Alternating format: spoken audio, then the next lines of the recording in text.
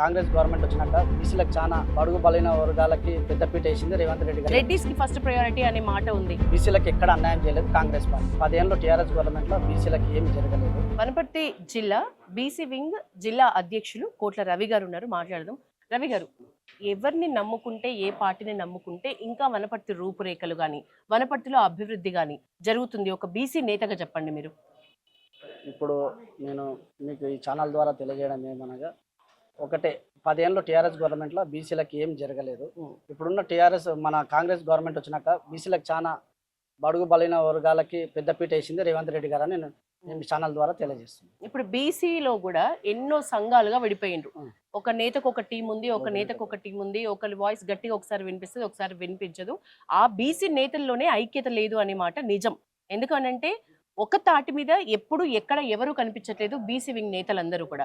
BC నినాదం ఎంత బలంగా తీసుకువెళ్ళినా బీసీ నుంచి రాజకీయాలుగా ఎదిగడానికి, నేతలు బీసీల నుంచి రావడానికి ఇంకా ఎంతకాలం పడుతుంది? ఇక్కడ కూడా మొత్తం రెడ్డి రాజ్యమే నడుస్తోంది కదా మీరు వనపర్తిలో కూడా. లేదు, రెడ్డి రాజ్యం ఎక్కడ లేదు, బీసీలకే పెద్దపీట వేసిండ్రు. నేను ఎందుకు చెప్తున్నా అంటే 99 నేను ఎన్ఎస్వై ప్రెసిడెంట్, యువజన కాంగ్రెస్ అధ్యక్షునిగా, ఒక జిల్లా ఓబీసీ అధ్యక్షునిగా, టౌన్ జనరల్ సెక్రటరీగా ఎదగడం అంటే నాకు పెద్దపీట వేసినట్లే కదా కాంగ్రెస్ పార్టీ. నేనే చెప్తున్నా, బీసీలకు ఎక్కడ అన్యాయం చేయలేదు కాంగ్రెస్ పార్టీ. కాంగ్రెస్ పార్టీ బీసీలకు అయితే అన్యాయం చేయలేదు. ఓకే, మీరు మీ జీవితంలో ఇప్పటివరకు చూసిన ప్రభుత్వాల్లో ఏది బీసీలకి కొంచెం వాళ్ళ వాల్యూ ఇచ్చి వాళ్ళ వాయిస్ విని వాళ్ళకి దగ్గరగా వచ్చిన పార్టీ అంటే ఏం చెప్తారు? కాంగ్రెస్ పార్టీ అని. కాంగ్రెస్ పార్టీ అని చెప్తారు.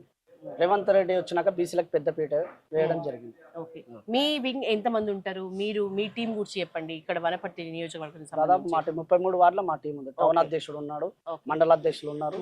దాదాపు అన్ని 14 మండల అధ్యక్షులు, బీసీసీఎల్ అధ్యక్షులు. ఇప్పుడు లోకల్ ఎలక్షన్స్ రిలేటెడ్ మాట్లాడుకుందాం. 33 వార్డులో ఎంతమంది బీసీ సభ్యులకి బీ ఫార్మ్స్ ఇచ్చిన పరిస్థితి?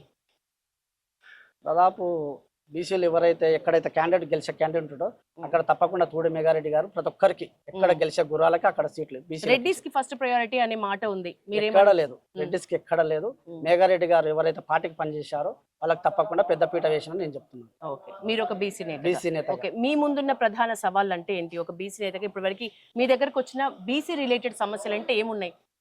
బీసీల సమస్యలు ఒక పెద్ద ఏం లేవు. బీసీల సమస్యలు ఒక్కటే, బీసీ డీలకి మన ముత్తరాజులను బీసీ డీలకి వెళ్ళి ఏలా చేర్చారు, దానికోసం మళ్ళీ బీసీ డీలకి వెళ్ళి ఏలకి చేర్చాలని హైకోర్టులో కూడా ఉంది. దానికోసం పోరాటం చేయడం. ఓకే, ఫైనల్ క్వశ్చన్, వనపర్తి నియోజకవర్గంలో బీసీలలో ఎవరు ఎంత శాతం ఉన్నారు?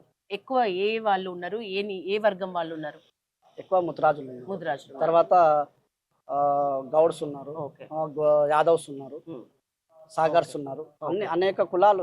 ఓకే, అందరికి సమాన హక్కు ఇప్పుడు లోకల్ ఎలక్షన్స్ లో ఉన్నాయా? చేసిండ్రు, సమాన ఎలక్షన్లు చేసిండ్రు. సమానంగా ఎమ్మెల్యే గారు తూడి మెగారెడ్డి గారు ఎక్కడ ఉన్నా న్యాయం చేశానని నేను చెప్తున్నాను. ఓకే, థ్యాంక్ యూ అండి.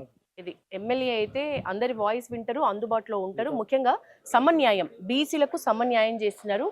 రెడ్డి సామాజిక వర్గాన్ని ఎక్కువ, మమ్మల్ని తక్కువ చూసిన పరిస్థితి నేను చూడలేదు. అందుకు ఎగ్జాంపుల్ నేనే అని కూడా ఈ వనపర్తి నియోజకవర్గ బీసీ అధ్యక్షులు కోట్ల రవి గారు చెప్తున్న పరిస్థితి.